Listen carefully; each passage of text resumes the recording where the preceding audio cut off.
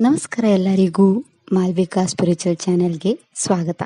ಗುರುಪೂರ್ಣಿಮಾ ದಿನದಿಂದ ನಮ್ಮ ಚಾನೆಲಲ್ಲಿ ಗುರುಚರಿತ್ರೆಯ ಮೇಲೆ ಸೀರೀಸ್ ಸ್ಟಾರ್ಟ್ ಮಾಡಿದ್ದೇವೆ.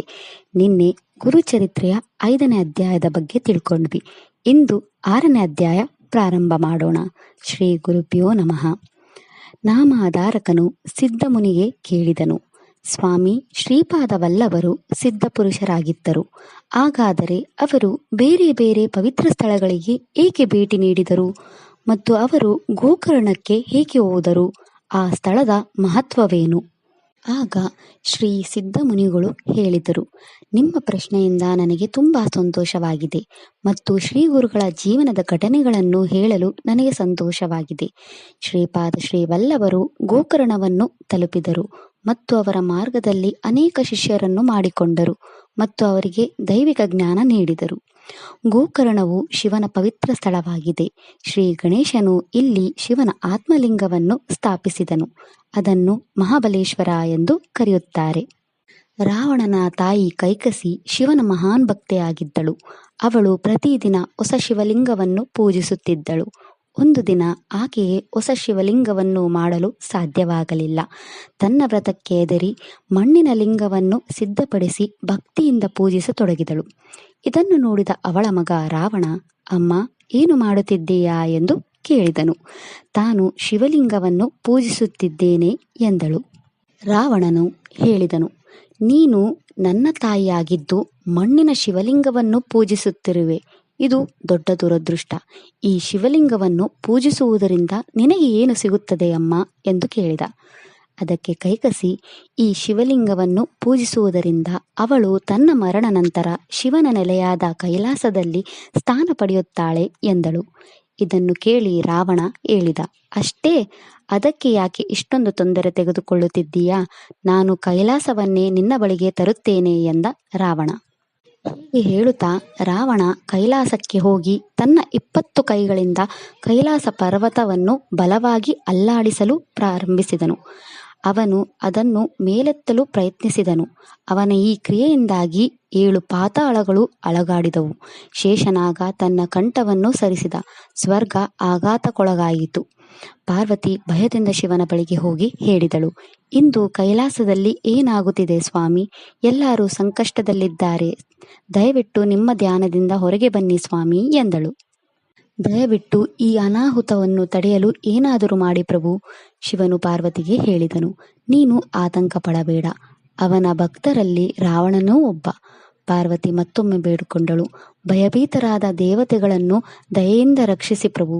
ಭಗವಾನ್ ಶಿವನು ರಾವಣನ 10 ತಲೆಗಳನ್ನು ಮತ್ತು 20 ಕೈಗಳನ್ನು ಕೈಲಾಸದ ಕೆಳಗೆ ಒತ್ತಿದನು. ಸಂಕಟದಲ್ಲಿರುವುದನ್ನು ಕಂಡು ರಾವಣನು ಶಿವ ಶಿವ ಎಂದು ಉಚ್ಚರಿಸಿ ಮುಂದೆ ಪ್ರಾರ್ಥಿಸಿದನು. ಶಿವನೇ, ನಾನು ತಪ್ಪು ಮಾಡಿದ್ದೇನೆ, ನನ್ನನ್ನು ಕ್ಷಮಿಸಿ ಎಂದನು. ನಾನು ನಿನಗೆ ಶರಣಾಗುತ್ತಿದ್ದೇನೆ. ದಯವಿಟ್ಟು ನಿನ್ನ ಭಕ್ತನಾದ ನನ್ನನ್ನು ಕೊಲ್ಲಬೇಡ. ತನ್ನ ಭಕ್ತರಿಗೆ ಅತ್ಯಂತ ದಯ ತೋರುವ ಭಗವಾನ್ ಶಿವನು ಅವನ ಪ್ರಾರ್ಥನೆಯಿಂದ ಸಂತೋಷಗೊಂಡನು. ಅದರಿಂದ ಅವನು ಅವನನ್ನು ಉಸಿರಾಟದಿಂದ ಮೇಲಕ್ಕೆ ತೆಗೆದುಕೊಂಡನು. ರಾವಣನು ತನ್ನ ತಲೆಯನ್ನು ಕತ್ತರಿಸಿ ತನ್ನ ಕೈಗಳನ್ನು ವೀಣೆಯನ್ನಾಗಿ ಮಾಡಿದನು ಮತ್ತು ಸಂಗೀತ ತಂತಿಗಳಾಗಿ ಕಾರ್ಯನಿರ್ವಹಿಸಲು ತನ್ನ ಕರುಳುಗಳನ್ನು ಜೋಡಿಸಿದ. ನಂತರ ಅವನು ಸಾಮವೇದವನ್ನು ಪಠಿಸಲು ಪ್ರಾರಂಭಿಸಿದ ಮತ್ತು ಶಿವತಾಂಡವ ಸ್ತೋತ್ರವನ್ನು ಹಾಡಿದನು. ಅವನು 9 ರಸಗಳು ಮತ್ತು 33 ರಾಗಗಳಲ್ಲಿ ಭಗವಾನ್ ಶಿವನನ್ನು ಸ್ತುತಿಸಿದನು. ರಾವಣನ ಸೇವೆಯಿಂದ ಸಂತಸಗೊಂಡು ಭಗವಾನ್ ಶಿವನು ಅವನ ಮುಂದೆ ಕಾಣಿಸಿಕೊಂಡನು ಮತ್ತು ಹೇಳಿದನು, ನಿನ್ನ ಸೇವೆಯಿಂದ ನನಗೆ ತುಂಬಾ ಸಂತೋಷವಾಗಿದೆ. ನಿನಗೆ ಏನು ಬೇಕೋ ಅದನ್ನು ಕೇಳು. ರಾವಣನು ಹೇಳಿದ, ಓ ದೇವರೇ, ಲಕ್ಷ್ಮಿ ನನ್ನ ಸೇವಕಿ. ನಾನು ಎಲ್ಲ 8 ವಿಧದ ಸಂಪತ್ತನ್ನು ಹೊಂದಿದ್ದೇನೆ. ಬ್ರಹ್ಮ ನನ್ನ ಪುರೋಹಿತರು ಮತ್ತು 33 ಕೋಟಿ ದೇವರುಗಳು ಹಗಲಿರಳು ನನ್ನ ಸೇವೆ ಮಾಡುತ್ತಿದ್ದಾರೆ. ಸೂರ್ಯ, ಚಂದ್ರ, ವರುಣ ಮತ್ತು ಗಾಳಿ ಕೂಡ ನನ್ನ ಮಾತನ್ನು ಪಾಲಿಸುತ್ತವೆ. ಅಗ್ನಿ ನನ್ನ ಬಟ್ಟೆಗಳನ್ನು ಒಗೆಯುತ್ತಾನೆ.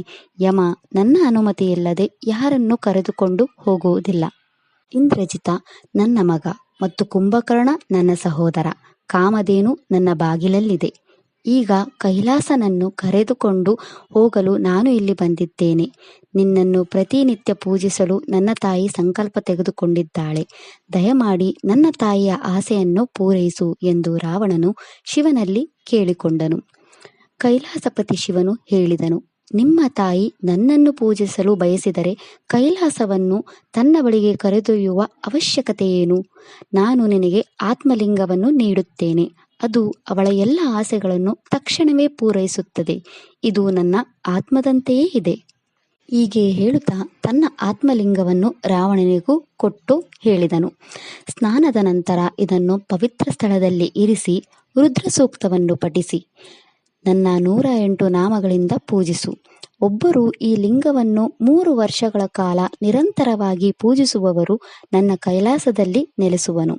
ಈ ಲಿಂಗವನ್ನು ಹೊಂದಿರುವವರು ಶಾಶ್ವತವಾಗಿ ಬದುಕುತ್ತಾನೆ. ಈ ಲಿಂಗದ ದರ್ಶನದಿಂದ ಯಾವುದೇ ಮಹಾಪಾಪದಿಂದ ಮುಕ್ತಿ ಹೊಂದುತ್ತಾನೆ. ನೀನು ಲಂಕವನ್ನು ತಲುಪುವವರೆಗೂ ಇದನ್ನು ನೆಲದ ಮೇಲೆ ಇಡಬೇಡ. ಹೀಗೆ ಆತ್ಮಲಿಂಗವನ್ನು ತೆಗೆದುಕೊಂಡು ರಾವಣನು ತಕ್ಷಣವೇ ಲಂಕೆಗೆ ಹೊರಟನು.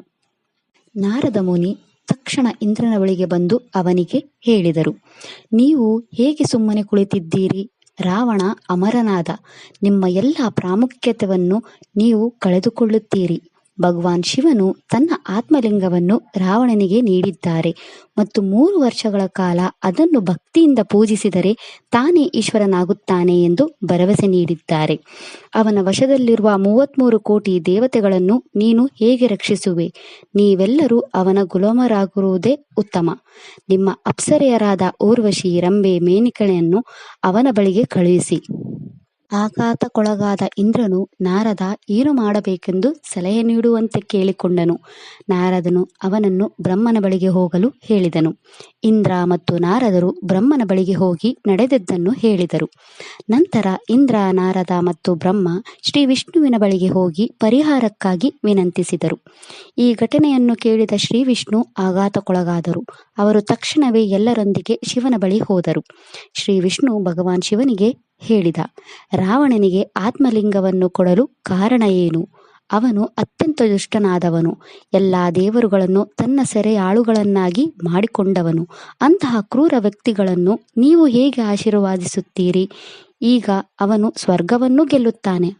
ಭಗವಾನ್ ಶಿವನು ಹೇಳಿದ, ನಾನು ಅವನ ಭಕ್ತಿಯಿಂದ ಬಹಳ ಸಂತೋಷಪಟ್ಟೆ. ಅವನು ತನ್ನ ತಲೆ ಮತ್ತು ಕೈಗಳನ್ನು ಕತ್ತರಿಸಿ ತನ್ನ ಕರಳುಗಳನ್ನು ತಂತಿಯಾಗಿ ಬಳಸಿ ವೀಣೆಯನ್ನು ತಯಾರಿಸಿದನು ಮತ್ತು ಸಾಮವೇದ ಮತ್ತು ಇತರ ಹಾಡುಗಳನ್ನು ವಿವಿಧ ರಾಗಗಳಲ್ಲಿ ಹಾಡಿದನು. ಶ್ರೀ ವಿಷ್ಣು ಹೇಳಿದನು, ನೀವು ಅಂತಹ ವರವನ್ನು ನೀಡುತ್ತೀರಿ ಮತ್ತು ರಾಕ್ಷಸರು ಅವಿವೇಕಿಗಳಾಗುತ್ತಾರೆ. ನಂತರ ಅವರು ದೇವತೆಗಳಿಗೆ ಮತ್ತು ಬ್ರಾಹ್ಮಣರಿಗೆ ಕಿರುಕುಳ ನೀಡುವುದರಿಂದ ನಮಗೆ ತುಂಬಾ ತೊಂದರೆಯಾಗುತ್ತದೆ. ವಿಷ್ಣುವು ರಾವಣನಿಗೆ ಲಿಂಗವನ್ನು ಯಾವಾಗ ಕೊಟ್ಟನು ಎಂದು ಶಿವನನ್ನು ಕೇಳಿದನು. ಭಗವಾನ್ ಶಿವನು, ನಾನು ಶಿವಲಿಂಗವನ್ನು ಅವನಿಗೆ 2 ಗಂಟೆಗಳ ಹಿಂದೆ ನೀಡಿದ್ದೇನೆ ಎಂದು ಹೇಳಿದನು. ಇದನ್ನು ಕೇಳಿದ ಶ್ರೀ ವಿಷ್ಣುವು ತಕ್ಷಣವೇ ತನ್ನ ಸುದರ್ಶನ ಚಕ್ರವನ್ನು ಸೂರ್ಯನನ್ನು ಮರೆಮಾಡಲು ಕಳುಹಿಸಿದನು ಮತ್ತು ರಾವಣನ ಮಾರ್ಗವನ್ನು ಗೊಂದಲಗೊಳಿಸುವಂತೆ ನಾರದನಿಗೆ ಹೇಳಿದನು. ರಾವಣನು ಸಂಧ್ಯಾ ವಂದನೆ ಮಾಡಲು ಸ್ಥಳವನ್ನು ಹುಡುಕಲು ಪ್ರಾರಂಭಿಸಿದನು. ದೇವತೆಗಳೆಲ್ಲರೂ ಗಣೇಶನ ಬಳಿಗೆ ಹೋಗಿ ಹೇಳಿದರು, ರಾವಣ ಯಾವಾಗಲೂ ನಿನ್ನನ್ನು ಕಡೆಗಣಿಸುತ್ತಾನೆ. ಎಲ್ಲರೂ ನಿಮಗೆ ಮೊದಲು ನಮಸ್ಕರಿಸುತ್ತಾರೆ ಮತ್ತು ನೀವು ಅವರ ಆಸೆಗಳನ್ನು ಪೂರೈಸುತ್ತೀರಿ. ನಿಮ್ಮ ಬಗ್ಗೆ ಕೆಟ್ಟದಾಗಿ ಮಾತನಾಡುವವರನ್ನು, ಅವರ ಕಾರ್ಯಗಳಲ್ಲಿ ನೀವು ಅಡೆತಡೆಗಳನ್ನು ತರುತ್ತೀರಿ. ರಾವಣನು ಭಗವಾನ್ ಶಿವನಿಂದ ಆತ್ಮಲಿಂಗವನ್ನು ತೆಗೆದುಕೊಂಡಂತೆ ಅದರಿಂದ ನೀವು ಬ್ರಹ್ಮಚಾರಿ ಹುಡುಗನ ರೂಪದಲ್ಲಿ ಅವನ ಬಳಿಗೆ ಹೋಗಬೇಕು ಮತ್ತು ಅವನ ವಿಶ್ವಾಸವನ್ನು ಗೆಲ್ಲಬೇಕು. ಸಾಯಂಕಾಲ ಸಂಧ್ಯಾ ವಂದನೆಯಲ್ಲಿ ತೊಡಗಿಸಿಕೊಂಡಾಗ ಸೂರ್ಯಾಸ್ತದ ಸಮಯದಲ್ಲಿ ಅವನಿಂದ ಆತ್ಮಲಿಂಗವನ್ನು ತೆಗೆದುಕೊಂಡು ಲಿಂಗವನ್ನು ಭೂಮಿಯ ಮೇಲೆ ಇರಿಸಿ. ಹಾಗೆ ಮಾಡಿದರೆ ಲಿಂಗ ಅಲ್ಲೇ ಉಳಿಯುತ್ತದೆ. ಇದನ್ನು ಹೇಳುತ್ತಾ ವಿಷ್ಣು ಗಣೇಶನಿಗೆ ವಿವಿಧ ಸಿಹಿ ತಿಂಡಿಗಳು, ಬೇಳೆಕಾಳುಗಳು, ಬೆಲ್ಲ, ತೆಂಗಿನಕಾಯಿ, ಹಾಲು, ತುಪ್ಪ, ಸಕ್ಕರೆ ಇತ್ಯಾದಿಗಳನ್ನು ನೀಡಿದನು. ನಾರದನು ಆಗಲೇ ಮುಂದುವರೆದಿದ್ದ. ಗಣೇಶ ಅವಸರದಿಂದ ಅವನನ್ನು ಹಿಂಬಾಲಿಸಿದ. ನಾರದನು ರಾವಣನ ಬಳಿಗೆ ಬಂದು ಹೇಳಿದನು, ನಾನು ಕೈಲಾಸಕ್ಕೆ ಹೋಗಿದ್ದೆ ಮತ್ತು ನೀವು ನಿಮ್ಮ ಕಠಿಣ ತಪಸ್ಸಿನಿಂದ ಭಗವಾನ್ ಶಿವನನ್ನು ಮೆಚ್ಚಿಸಿದ್ದೀರಿ ಮತ್ತು ಅವರಿಂದ ಅವರ ಆತ್ಮಲಿಂಗವನ್ನು ತಂದಿದ್ದೀರಿ ಎಂದು ತಿಳಿದೆ. ಇದರಿಂದ ನೀವು ಅಸಾಧಾರಣ ಶಕ್ತಿಯನ್ನು ಪಡೆದಿದ್ದೀರಿ. ಈ ಲಿಂಗಕ್ಕೆ ಹೆಚ್ಚಿನ ಮಹತ್ವವಿದೆ. ದಯವಿಟ್ಟು ನನಗೆ ಲಿಂಗವನ್ನು ನೋಡಲು ಅವಕಾಶ ಮಾಡಿಕೊಡಿ. ಅದರ ಎಲ್ಲ ಗುಣಗಳನ್ನು ನಾನು ನಿಮಗೆ ವಿವರಿಸುತ್ತೇನೆ. ರಾವಣನು ನಾರದನನ್ನು ನಂಬಲಿಲ್ಲ. ಅವರಿಗೆ ದೂರದಿಂದಲೇ ಲಿಂಗವನ್ನು ತೋರಿಸಿದನು. ನಾರದನು ಕೇಳಿದನು, ಈ ಲಿಂಗವು ಯಾವಾಗ ಮತ್ತು ಹೇಗೆ ಅಸ್ತಿತ್ವಕ್ಕೆ ಬಂತು ಎಂದು ನಿಮಗೆ ತಿಳಿದಿದೆಯೇ? ಇದು ತುಂಬ ಆಸಕ್ತಿದಾಯಕ ಕತೆ. ಅದರಿಂದ ದಯವಿಟ್ಟು ಅದನ್ನು ಎಚ್ಚರಿಕೆಯಿಂದ ಕೇಳು. ಕಪ್ಪು ಚರ್ಮದ ಎಲ್ಲ ಪರಿಮಳಯುಕ್ತ ವಸ್ತುಗಳನ್ನು ಹೊಂದಿರುವ ಪ್ರಕಾಶಮಾನವಾದ ಜಿಂಕೆ ಬ್ರಹ್ಮಾಂಡ ಖಂಡದಲ್ಲಿ ಮಲಗಿತ್ತು. ಬ್ರಹ್ಮ, ವಿಷ್ಣು ಮತ್ತು ಮಹೇಶ ಒಮ್ಮೆ ವಿಹಾರಕ್ಕೆ ಬ್ರಹ್ಮಾಂಡ ಖಂಡಕ್ಕೆ ಹೋದರು. ಅವರು ಆ ಸುಂದರವಾದ ಜಿಂಕೆಯನ್ನು ನೋಡಿದರು. ಜಿಂಕೆಯ ತಲೆಯ ಮೇಲೆ 3 ಕೊಂಬುಗಳು ಮತ್ತು ಕೆಳಗೆ 3 ಲಿಂಗಗಳಿದ್ದವು. ಪ್ರತಿಯೊಬ್ಬರೂ ಒಂದೊಂದು ಲಿಂಗವನ್ನು ತೆಗೆದುಕೊಂಡರು ಮತ್ತು ಅದನ್ನು ತಮ್ಮ ಆತ್ಮಲಿಂಗವಾಗಿ ಉಳಿಸಿಕೊಂಡರು. 3 ವರ್ಷಗಳ ಕಾಲ ಇದನ್ನು ಪೂಜಿಸುವವನು ಈಶ್ವರನಾಗುತ್ತಾನೆ. ಈ ಲಿಂಗವನ್ನು ಇರಿಸಲಾಗಿರುವ ಸ್ಥಳವು ಕೈಲಾಸ, ವೈಕುಂಠ ಮತ್ತು ಬ್ರಹ್ಮಲೋಕವಾಗಿರುತ್ತದೆ. ರಾವಣನು ತಡೆದು ನಾರದನಿಗೆ ಹೇಳಿದ, ನಾನು ಬೇಗ ಲಂಕೆ ತಲುಪಬೇಕು. ನಿನ್ನ ಮಾತು ಕೇಳಲು ನನಗೆ ಸಮಯವಿಲ್ಲ. ನಾನು ನನ್ನ ದಾರಿಯಲ್ಲಿ ಮುಂದುವರಿಯಲು ಅವಕಾಶ ಮಾಡಿಕೊಡು. ನಾರದನು, ಇದು ಸಂಜೆಯ ಸಮಯ. ನೀನು ವೇದಗಳನ್ನು ತಿಳಿದಿದ್ದೀಯ. ನೀವು ವೇದಗಳನ್ನು ಸೂಚಿಸಿದಂತೆ ವರ್ತಿಸಬೇಕು. ಇದು ಸಂಧ್ಯಾ ವಂದನೆಯ ಸಮಯ. ಹೀಗೆ ಹೇಳುತ್ತಾ ನಾರದನು ಸಂಧ್ಯಾ ವಂದನೆಗಾಗಿ ಹೊರಟನು.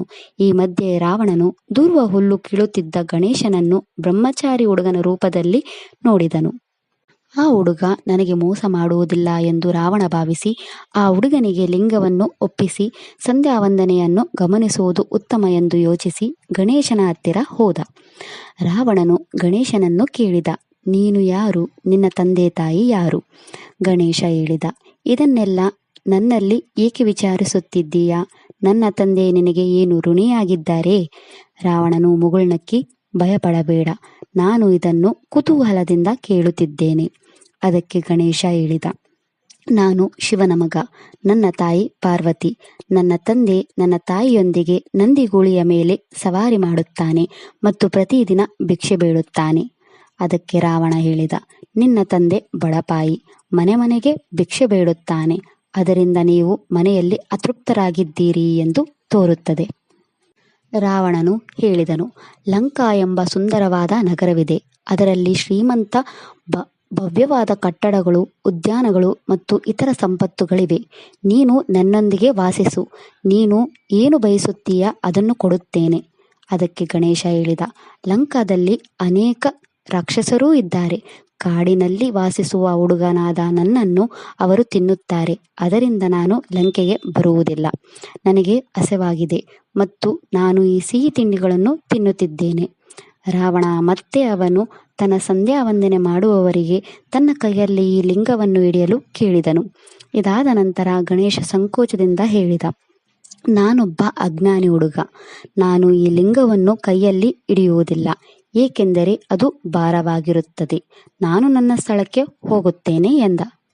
ಆದರೂ ರಾವಣ ಅವನನ್ನು ಮನವೊಲಿಸಿ ಗಣೇಶನನ್ನು ಲಿಂಗವನ್ನು ಹಿಡಿದುಕೊಳ್ಳುವಂತೆ ಪ್ರೇರೇಪಿಸಿ ಸಮುದ್ರ ತೀರದಲ್ಲಿ ಸಂಧ್ಯಾ ವಂದನೆ ಮಾಡಲು ಮುಂದಾದನು. ಗಣೇಶ ಅವನಿಗೆ ಎಚ್ಚರಿಕೆ ನೀಡಿದ, ನಾನು ಲಿಂಗವನ್ನು ಭಾರವೆಂದು ಭಾವಿಸಿದ ತಕ್ಷಣ ನಾನು ಅದನ್ನು ಭೂಮಿಯ ಮೇಲೆ ಇಡುತ್ತೇನೆ ಎಂದ. ಹೀಗೆ ಹೇಳುತ್ತಾ ಗಣೇಶ ಲಿಂಗವನ್ನು ತೆಗೆದುಕೊಂಡು ಅಲ್ಲಿಯೇ ಕಾದ. ಎಲ್ಲ ದೇವತೆಗಳು ಆಕಾಶದಲ್ಲಿ ಒಟ್ಟುಗೂಡಿದರು ಮತ್ತು ಈ ಘಟನೆಯನ್ನು ವೀಕ್ಷಿಸಿದರು. ರಾವಣ ಅರ್ಘ್ಯವನ್ನು ಅರ್ಪಿಸುತ್ತಿದ್ದಾಗ ಗಣೇಶ ರಾವಣನ್ನು ಕರೆದು ಅವನು ದಣಿದಿದ್ದಾನೆ ಮತ್ತು ಅವನಿಂದ ಅವನ ಲಿಂಗವನ್ನು ಶೀಘ್ರದಲ್ಲೇ ತೆಗೆದುಕೊಳ್ಳಬೇಕೆಂದು ಹೇಳಿದನು. ರಾವಣನು ಕೈಯಿಂದ ಚಿಹ್ನೆಗಳನ್ನು ಮಾಡಿ ಸ್ವಲ್ಪ ಸಮಯ ಕಾಯಲು ಹೇಳಿದನು. ಸ್ವಲ್ಪ ಸಮಯದ ನಂತರ ಗಣೇಶ ಮತ್ತೆ ರಾವಣನ್ನು ಕರೆದ ತಕ್ಷಣ ಬರುವಂತೆ ಹೇಳಿದನು. ಲಿಂಗವನ್ನು ಹಿಡಿದುಕೊಳ್ಳುವುದು ಅವನಿಗೆ ಅಸಹನೀಯವಾಗಿದೆ ಎಂದು ಹೇಳಿದ. ಈ ವೇಳೆ ರಾವಣ ಧ್ಯಾನ ಮಾಡುತ್ತಿದ್ದ. ರಾವಣ ಬರೆದಿರುವುದನ್ನು ಕಂಡು ಗಣೇಶನು ಶ್ರೀ ವಿಷ್ಣುವಿನ ಮಾತುಗಳನ್ನು ನೆನಪಿಸಿಕೊಂಡನು ಮತ್ತು ಆಕಾಶದಲ್ಲಿ ದೇವರ ಸಮ್ಮುಖದಲ್ಲಿ ಲಿಂಗವನ್ನು ನೆಲದ ಮೇಲೆ ಇರಿಸಿದನು. ಎಲ್ಲ ದೇವತೆಗಳು ಇದನ್ನು ನೋಡಿ ಬಹಳ ಸಂತೋಷಗೊಂಡು ಗಣೇಶನಿಗೆ ಪುಷ್ಪವೃಷ್ಟಿ ಮಾಡಿದರು.